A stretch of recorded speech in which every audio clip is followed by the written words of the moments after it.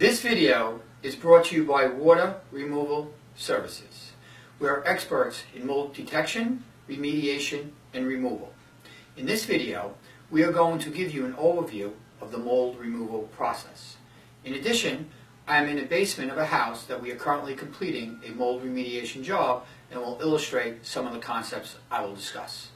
The background is a poly sheeting that is part of a containment strategy so we do not spread the mold to non-affected areas.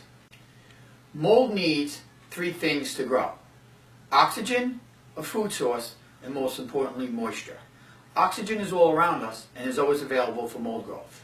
A food source for a mold spore is any organic material it lands on and absorbs. Food sources include sheetrock, latex paint, dust particles, wood, and paper.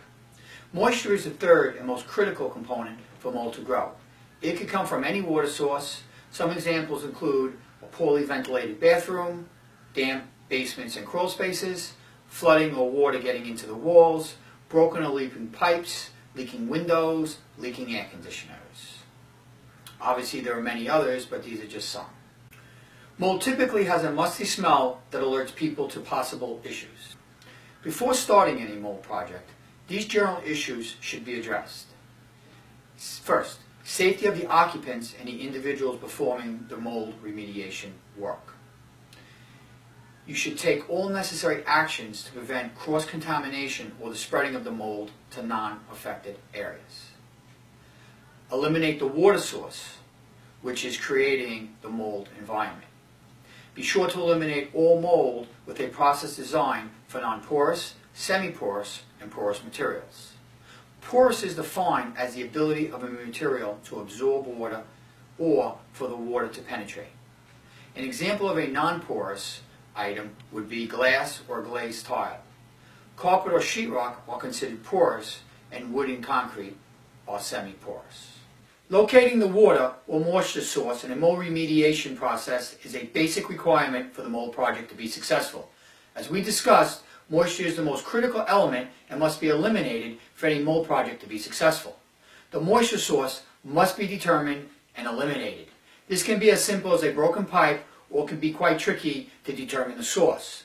The water source must be determined and eliminated. The following is an overview how to clean the affected area in a mold remediation project.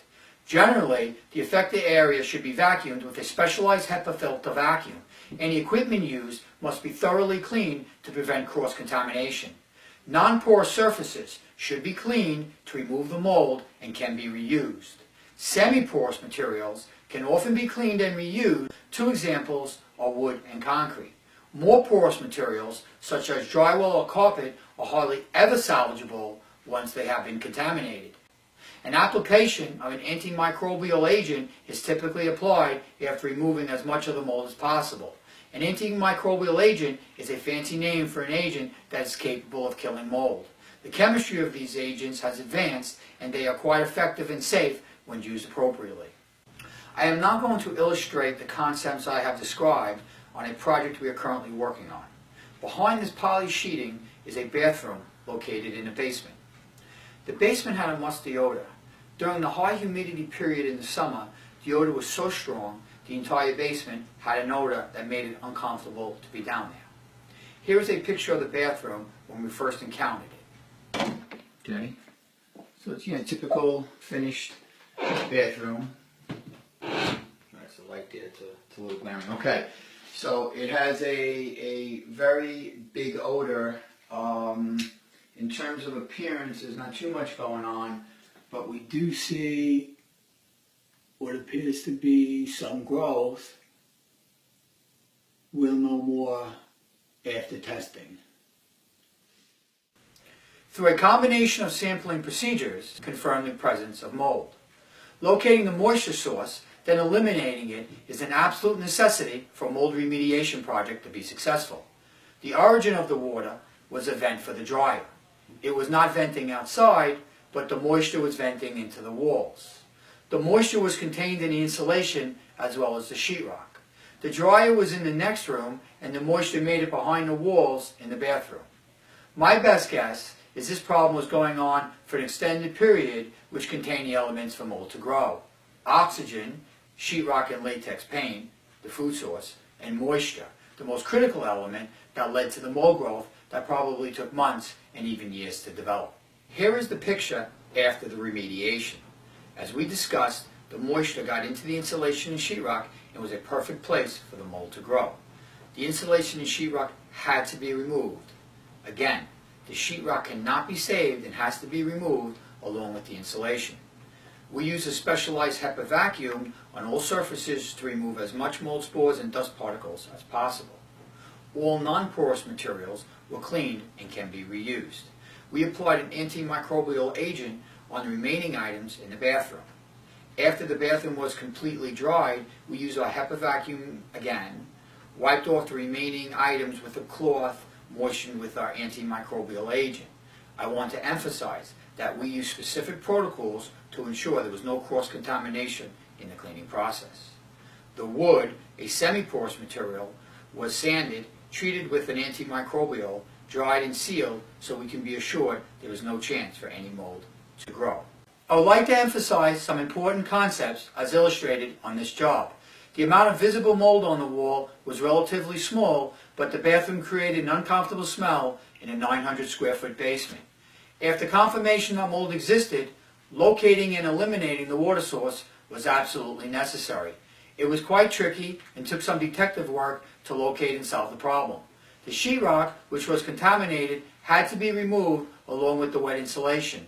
The mold was in the sheetrock, and an application of an antimicrobial agent would not have solved the problem. Additionally, the water source would not have been found and stopped, and the insulation in sheetrock was still wet, and mold would have continued to grow. A major concern in a mold remediation project is cross-contamination, or the spreading of mold from an affected area to a non-affected area. We have set up a containment area to ensure that cross-contamination does not occur. Mold growing from the bathroom to other areas of the basement. There are a variety of procedures we use to ensure we do not contaminate other parts of the structure.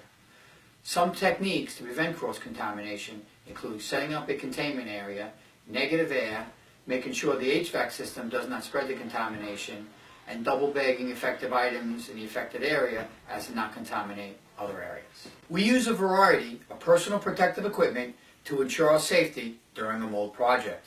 Some basic equipment include an air purifying respirator. Here is a picture of a half-face respirator, a full-face respirator, a protective suit with gloves. Of course, a respirator would be worn with the suit. Thank you for watching this video. I hope you have gained some insight into the mold remediation process. I want to emphasize that this video provides a general overview of best practice. Every situation is different, and professional judgment can influence specific decisions that are made on a particular job.